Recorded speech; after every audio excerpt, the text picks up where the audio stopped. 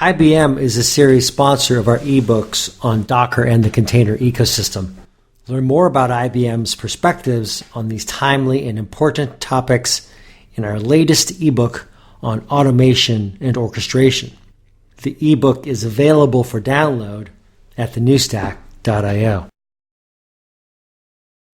Hi, Alex Williams of the New Stack, here today with Doug Davis, Senior Technical Staff Member at IBM. IBM is a sponsor of the New Stack's ebook series on the Docker and container ecosystem. Doug is our guest today and want to discuss with him the focus of our third book, which is on automation and orchestration, but in particular context with IBM's approach to open source these days and how it's getting involved and what it's doing and some of the major themes that, Doug, you're seeing in the market and how IBM is helping shape that. So, Doug, thank you so much for taking some time to talk to us. Sure, pleasure to be here. So, Doug, tell me a little bit about your own work and how that fits into the context of how IBM is getting involved in the Docker and container ecosystem.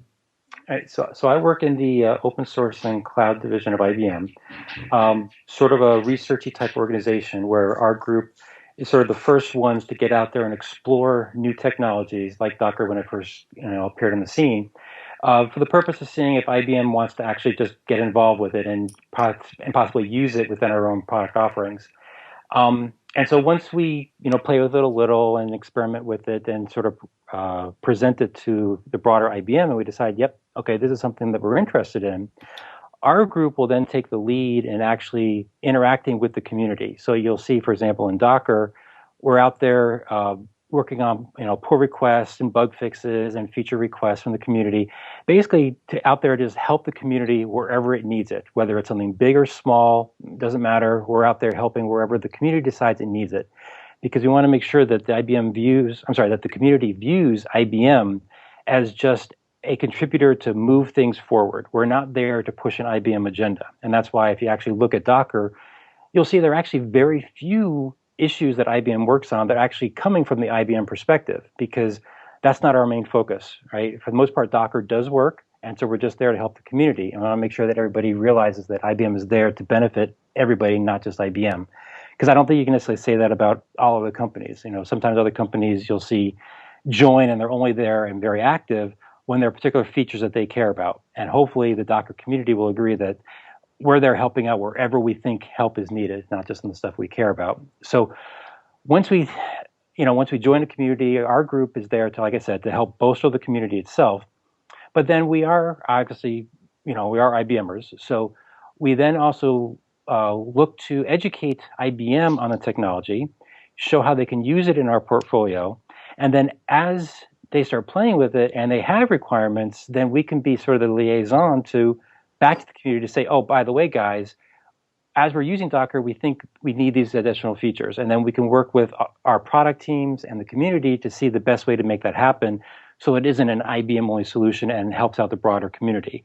And sometimes, to be honest, it's an education thing, meaning educating the IBMers to say, no, this is how the community wants to solve the problem.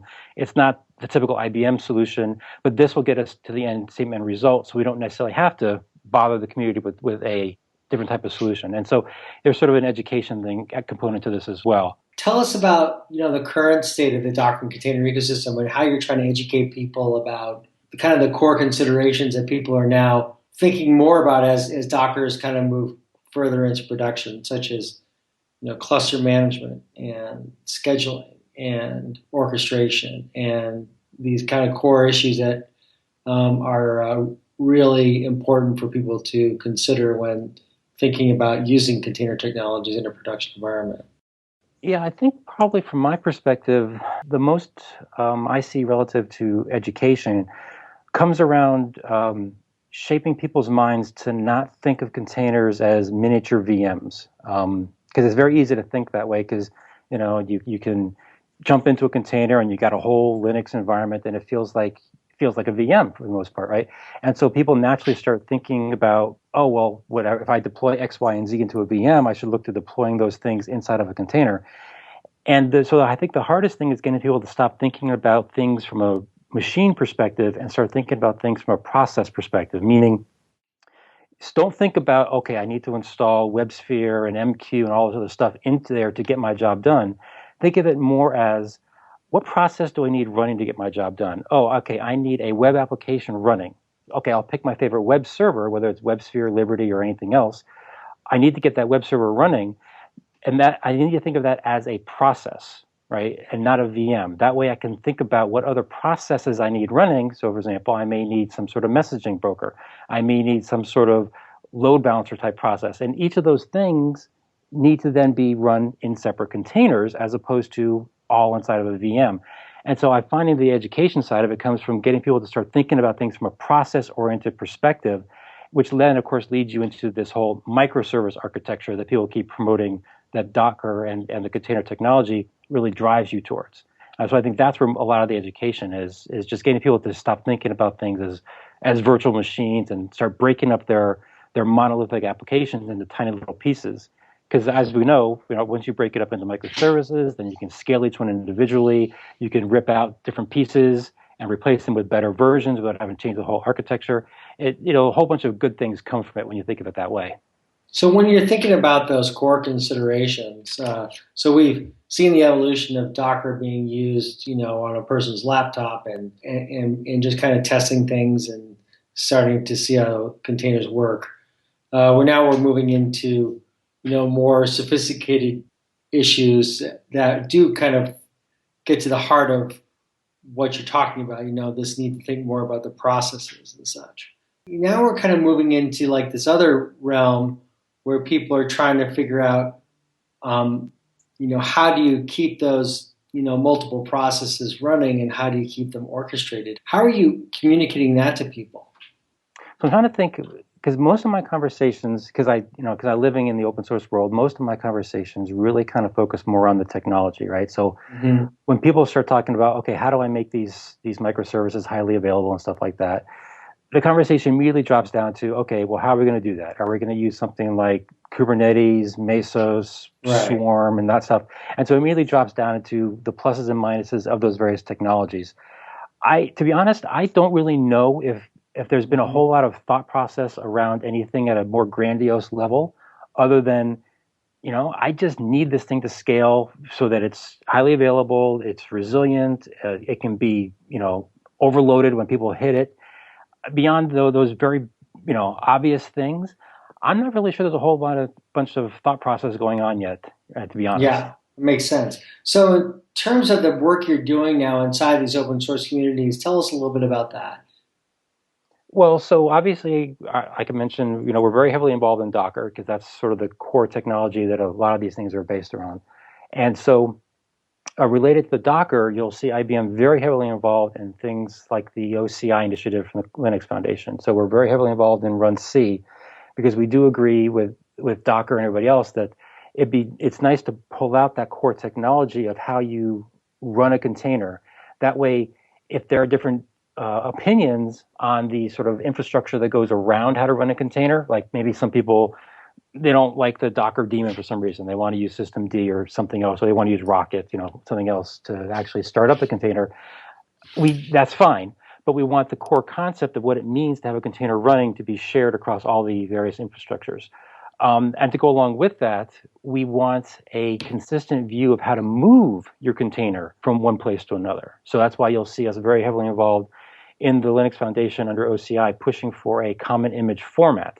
That way, if someone does want to use Rocket or versus Docker, they can take the same container image and deploy it to both places. And while the tooling around it may look different, they still get the portability that we care about. Because as I'm sure you're aware, with IBM being involved in all these standards, we want our customers to have the flexibility and avoid vendor lock-in, which is the entire purpose of standards to begin with, right? And so that's why we're very heavily involved there.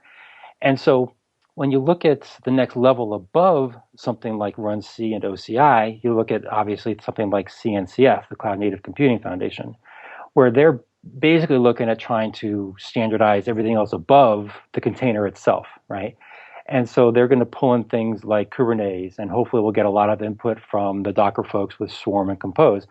And so what we're looking for in these communities is general agreements on the infrastructure, right, on the core feature set, as well as ideally some specifications to come out of it, along with reference implementations, because we definitely don't want these things to turn into, paper standards, but we also don't want them to be just a whole bunch of people writing code that aren't interoperable, right? And so we think you have to have a little bit of both, right? You have to have the specifications/standards that go along with a shared reference implementation, and that's what we're really pushing for in OCI as well as CNCF. And you'll see OCI a little bit further along with runC, but we're hoping CNCF gets there as well, especially when it comes to the user interaction side of things in terms of how you define your application, how the user manages the application. We want some sort of standards in that space as well to give customers the flexibility to move between providers because we don't want them locked in.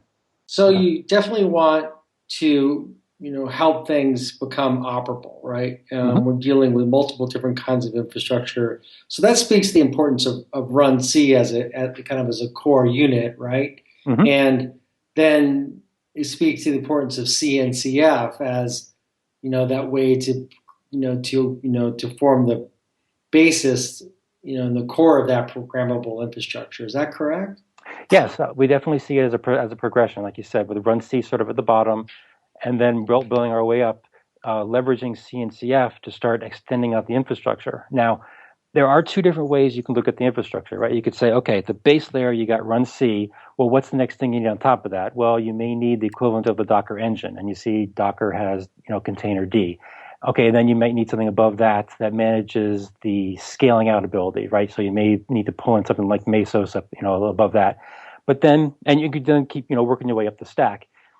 But at the same time, you could also choose to look at this from the end user perspective, right? Because end user ideally should get to the point where they don't care what the infrastructure looks like for the most part, as long as it gets their job done. So they should be able to hand you a definition of their application, and of course, whatever artifacts that means to go along with it, whether it's Docker images or anything else. They should be able to basically hand that to a provider and say, here, go deploy this using my specification of what this application needs, right? A certain amount of memory, bandwidth for networking and volumes and stuff like that. And here, just go deploy it. So the other end of the spectrum is, well, maybe CNCF should start with what's the end user experience, right? What is their definition of application? Is it just as simple as, here's my Kubernetes pod type thing, here's my image, and that's enough in terms of interoperability? Or do we need to go a step further and say, well, no, I want to define how you scale it out, how it gets connected up from networking, what kind of volumes I need attached, right? Do we need to define all that stuff as well? And so I think there's going to be a little bit of a decision that CNCF needs to make in terms of where they want to start on that spectrum. And maybe it's both, but I think to make sure they actually produce something in a timely fashion, I'm leaning a little bit more towards end user focus, because that, if we don't make it easy for the end user, then we failed no matter what the infrastructure looks like. So my personal view is we should start on what the CNCF end user is going to do in terms of defining their application and how they hand that off to the provider and how they tell the provider how to execute that application in terms of scaling and all the other good stuff. And if we can get agreement on what the application looks like from that definition perspective, then I think we're helping the end users, and I think that would be really beneficial to the end community, especially when it comes to interoperability, because then you can have Docker, Rocket, Google, IBM defining their own infrastructure and potentially agreeing on that under the covers eventually. But right now, at least the customer's happy, which is, I think, makes everybody, for the most part, happy. So thinking about that, how do you define operability if you're looking at this from the end user perspective, and how does that differ, otherwise if you're looking at from, the other perspective, which I expect would be just, the integration of the technologies themselves? Yeah. So to me, you have an interoperable solution that a customer is happy with if they can take their application and move it from, say, IBM Bluemix to, Google's their container service, or Amazon, right? If you can take that application and move it relatively seamlessly, then I think we've created a win-win situation, especially for the customer, because that avoids that lock-in that we're talking about. I think it's very clear customers do not want lock-in, and so if we can avoid that, then they're happy. Now, on the other side, you were asking the interoperability at the lower level. Like I said, I think customers are maybe kind of interested to know that maybe Mesos is used under the covers, and that the particular framework that Bluemix uses is the same as the Mesos framework that maybe Docker uses in their cloud or something like that. That may be kind of interesting to them, but I don't think they care as much about that. From our perspective, we're going to care a little because we don't necessarily want to have to reinvent the wheel every single time. And I think what you'll hear from IBM when it comes to working with these open source communities is that it's really a pain in the butt and challenging for every single infrastructure provider to reinvent the wheel for these technologies, which is why we're all jumping on board of technologies like Mesos and Kubernetes and Docker. And we're trying our best to roll our own version of these things. That's not necessarily that great because we're probably going to all end up with similar functionality anyway, and you can only do it so many different ways. So it's not worth us trying to differentiate ourselves at that level, right? So we're going to be looking eventually at trying to standardize the interfaces for those plug points at the infrastructure, right? So I can rip out Mesos and put in something else I really want to do, or at least rip out different scheduling mechanisms so that IBM can differentiate itself and say, company X over there does a fine job of your scheduling, but hey, if you use IBM's cloud, we have a smarter algorithm that says, we're going to co-locate or not co-locate your containers based upon these particular criteria that gives you better performance, right? And that's where you want to be able to differentiate because the core technology is going to be pretty much the same under the covers, right? The Mesos infrastructure is not that different from anything else. It's more the frameworks and the pluggability that people are looking for. So how do you then do that? I mean, the first thing I think about, I actually talked about this a little bit with your counterpart Chris Ferris, about this idea of these, of the APIs, right? I think of things like you have you've seen this tectonic stack, for example. You have, Docker is almost it's starting to develop its own stack with their Docker data center product, and you have other platforms out there such as Cloud Foundry, right? Which play a role here, and then there's others just beyond that. Do you need custom interfaces between these different systems? Others, I'm wondering how you actually would be able to accomplish, integrating those with universal APIs. Right. So it's actually interesting, especially when you brought up Cloud Foundry, because if you think about Docker and the technologies that built around it, like Kubernetes and Rocket and stuff, I think it's a little bit easier to probably conceptually think, yeah, maybe you can get some agreement on the lower level APIs at that point, right? Which is why they created runC. But when you look at something like Cloud Foundry, while sure it uses containers under the covers, they have a radically different programming model from the end user perspective, right? Docker and containers are more like, even though I don't want it to be miniature VMs, a lot of people treat them like miniature VMs. Cloud Foundry says, nah, you give us your WAR file and we'll deploy it for you, and we're not going to expose you to the container at all, right? So two different worlds there. But if you look at what happened, we formed OCI and we got runC out there, and suddenly Cloud Foundry looked at it and said, you know what?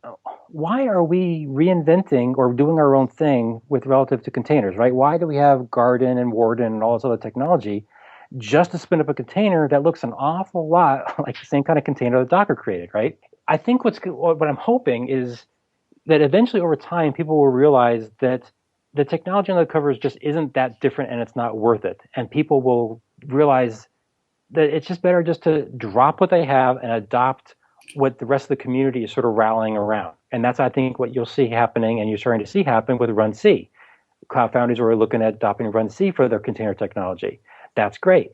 Well, if we can all get agreement that, I'm not necessarily favoring them, but just using them as an example, let's say we all agree Mesos is a great way to use, or is a great technology to use for resource management and scheduling purposes, right?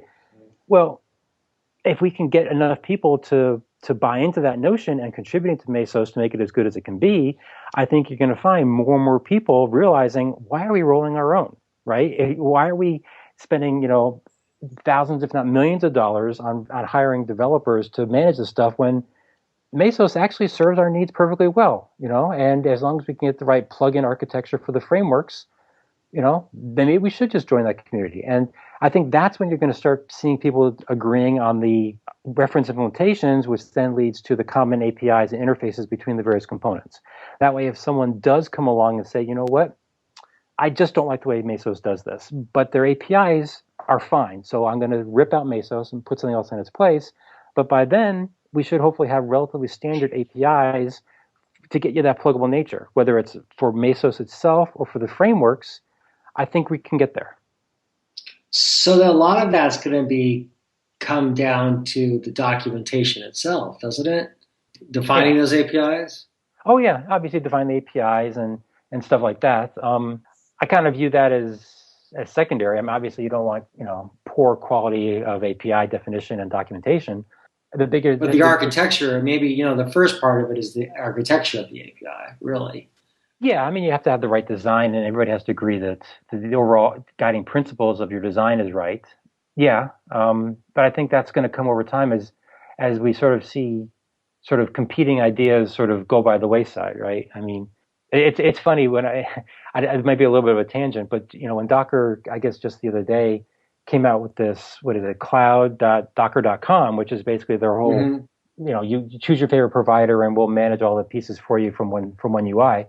I don't know whether this is good or bad, but the first thing that ran through my mind when I saw that was, okay, they're acting as sort of an intermediary for you for the real backend service, which is, I guess, okay. But I had flashbacks to the days when cloud really first popped up on the scene, and you had things like the Eucalyptus infrastructure as a service APIs versus, well, I guess Eucalyptus is a good example because they copied EC2, but you had EC2 infrastructure APIs. IBM had many different infrastructure service APIs. You had other guys out there all doing infrastructure service APIs. So what was the natural thing? Oh, people came up with these proxy projects, right? Or these intermediary projects where they said, oh, well, you write to our one API, and then we'll talk to the various backends for you, right? And that's what I kind of see this thing from Docker that they produce as being, which is, like I said, it's interesting. But if you look about those intermediary APIs that were produced, what happened to them? You don't hear about them anymore, do you? They kind of went by the wayside. And so I think you're going to see similar kind of things happen with this influx or this large ramp up of competing technologies at this infrastructure level, right? You may have Mesos and other competing technologies out there, and that's fine because you don't know who the real winner is, and you've got to let them sort of duke it out and fight it out. And eventually, one of them will kind of emerge, or a couple of them will emerge as the winners or the leaders, and everybody else will fall by the wayside. And I think when that happens, you're going to see some sort of merging happen, ideally. Now, unfortunately, it didn't necessarily happen at the infrastructure service layer, but it did a little in the sense that you saw some convergence on OpenStack for a lot of people. Now, there are still obviously EC2s out there, but a lot of people said it's not worth bickering about this anymore, right? Let's all, a lot of people decided let's go jump on board OpenStack. Their APIs are good enough, their infrastructure is good enough, and yeah, AC2 didn't play in this game, but at least we don't need to have 15 different APIs out there. There's really only kind of 2 or 3 now. And I think you're going to see the same kind of thing happen with the infrastructure at all the various levels. So there's a lot of dynamics here, right? Every one of these companies has their own their own interests and their own technologies, and this is a competitive marketplace. Mm-hmm. How does that get balanced so the user can be able to choose something and not have to make a decision that they really don't want to? Well, there's a $1 million question, right? Do you go with Swarm and Compose, or do you go with Kubernetes, right? And to be honest, I'm sure if you talk to somebody else in IBM, they'd have a much smoother answer than this. But honestly, I don't really have a good answer right now because we're getting the exact same question from our customers. We have some key customers come to us and say, we played a little with Kubernetes, we played a little with Swarm and Swarm and Compose. IBM, which way would you recommend we go? And I don't think there's a clear answer right now. I think both of them, or most of these technologies, have their pluses and minuses. And I think it's going to take a little bit of time for things to kind of settle out, and then eventually people will pick winners. And at that point, I think from a customer point of view, they're probably going to have to pick the winner or the company that they're just more comfortable with, that shares their vision of how to use the cloud infrastructure. I think in the end, a lot of the technology will probably end up doing the same types of things at a high enough level. So then it comes down to which one is going to provide you with a better service, which one shares your vision of how to use containers, right? Do I look at them as mini VMs or as processes? Do I agree that I need to have multi-tenancy throughout throughout my entire infrastructure, or nope, in my environment, single tenant is just fine because we're all one happy family, and I don't need to worry about multi-tenancy issues, right? You just need to pick the provider that more closely aligns with your needs. And unfortunately, I don't know what the answer is right now from a general perspective. That's why I'm giving this kind of wishy-washy answer, because yeah, I think it's in some ways a little too soon for some of the stuff to make a clear decision. Isn't this where it's really critical to have that operator involvement? I mean, For inside sure. these different Yeah. communities, like these different open source communities, where the operator then where the user contributing to the community can have a role in the conversation. Oh, agreed. Yeah, I think, and that's actually one of the places where I think we're slightly negligent. Is I don't think we have enough user interaction with all this stuff. Because Mm. because we can go into these groups and say, oh, IBM has X, Y, and Z customers who need this kind of feature, and then the leaders of that community can say, that's interesting, go away, we don't care, right? But if those customers are active in the communities themselves, I think it's a little bit harder for the communities to not look at it as, oh, it's an IBM requirement, right? That's why I do think it's very important for the customers to play a role here and say, here are our use cases, here are the requirements we have. We need them to be met by your technology. Tell us how we can do it with what's there today, or tell us how you're going to solve in the future. Because if the customers can't get their job done, one or two things are going to happen, right? They're either going to avoid the technology, not use it as widely as they should, or you're going to have people like IBM roll their own solution. And while that may immediately satisfy the customer's needs, that's going to lock them into IBM, which Right. is great for us making money, but not necessarily good for the customer from an interoperability and portability perspective, right?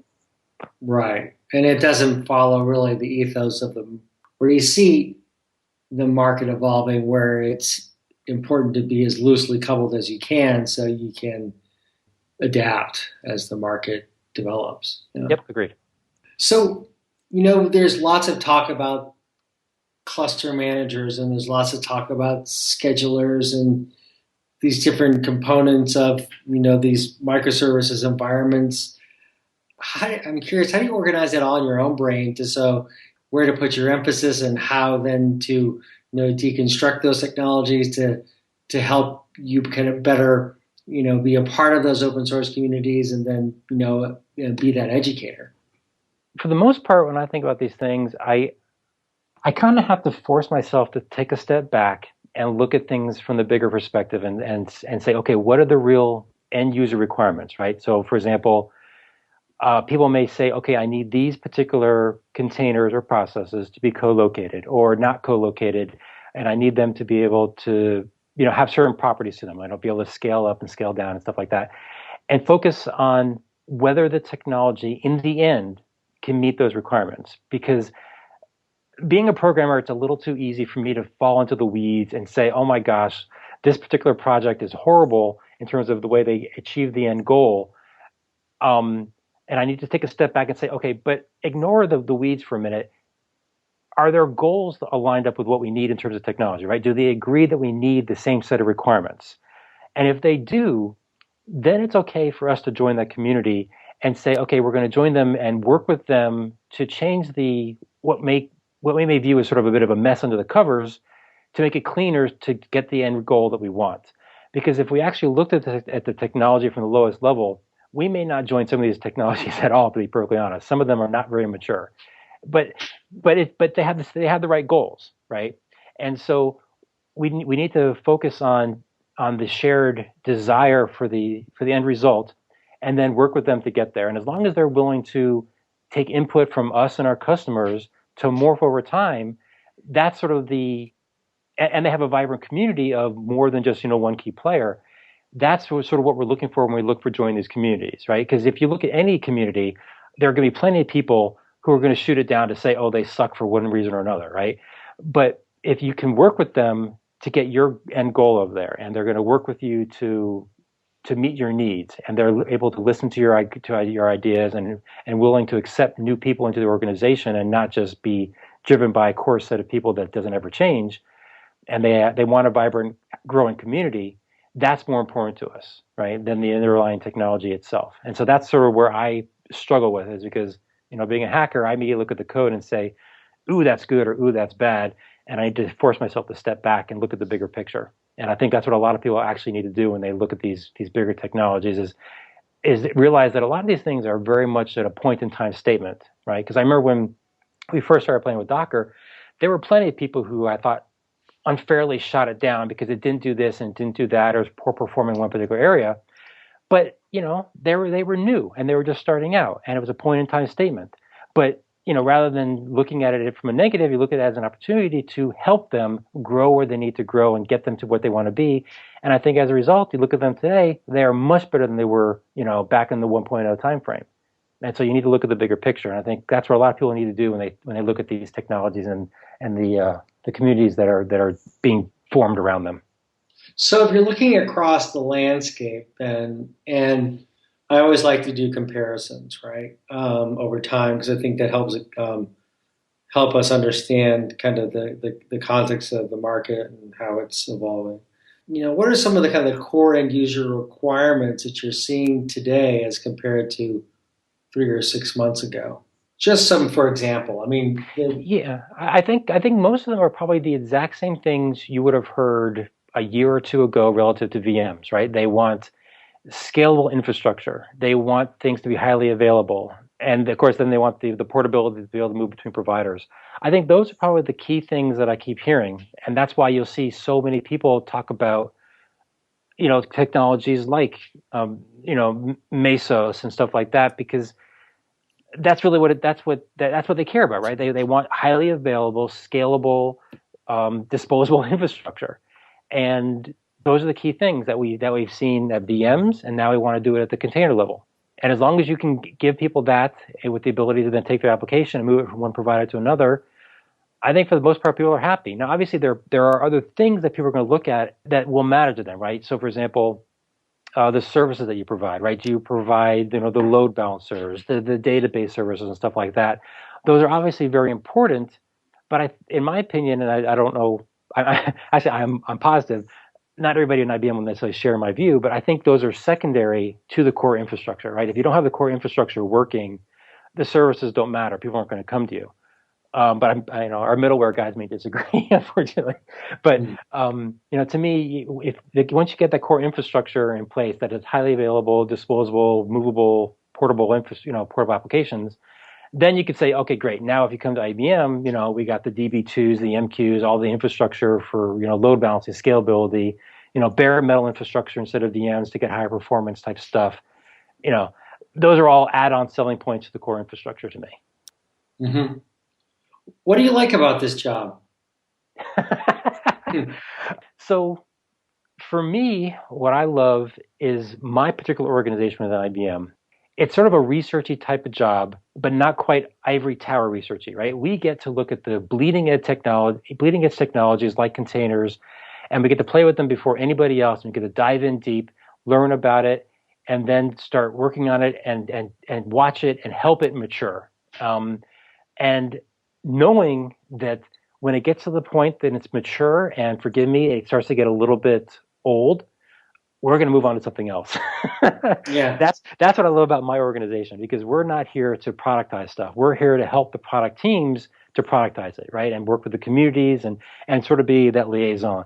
But I know for a fact, in 3 years, I'd be very surprised if I'm still working on containers.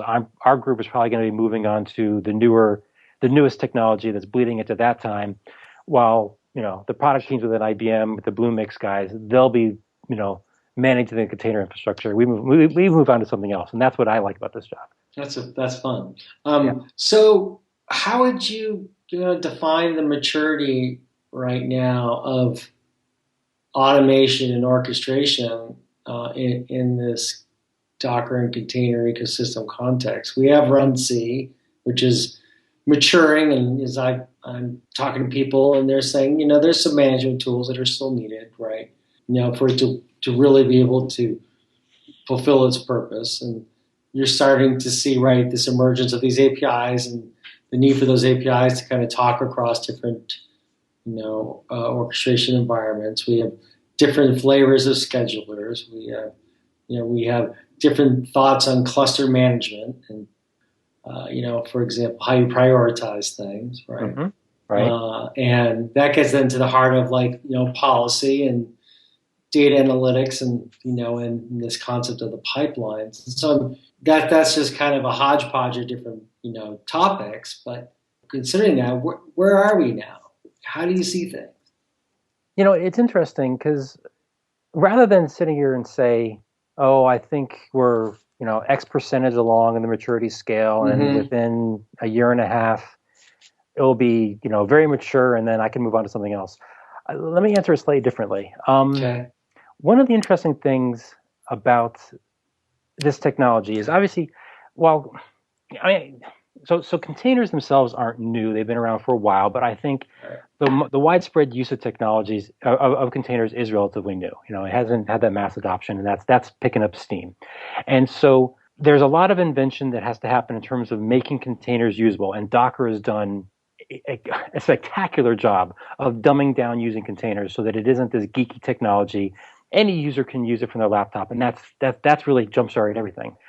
Now, so when you look at other technologies like the scheduling side of things, what I think is interesting is when I look at that, I think we're going to have to go through a very similar type of education and maturing in terms of dumbing it down and making it easier to use.